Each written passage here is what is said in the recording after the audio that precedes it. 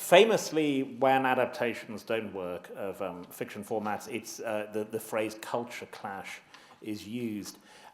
That was presumably the concern in making this transfer. Do you have a theory as to why it worked in this case? Well, I think from the very beginning, when we started talking about making this into an American show, it was very clear that the approach towards prisoner of war in our respective societies is different.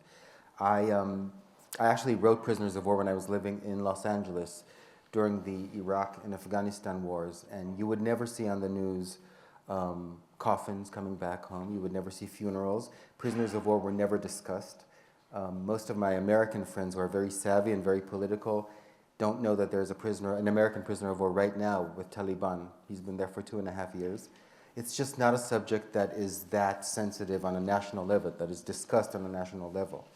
In Israel, on the other hand, it is a subject we talk about all the time. We go out to the streets, we campaign for the return of prisoners of war.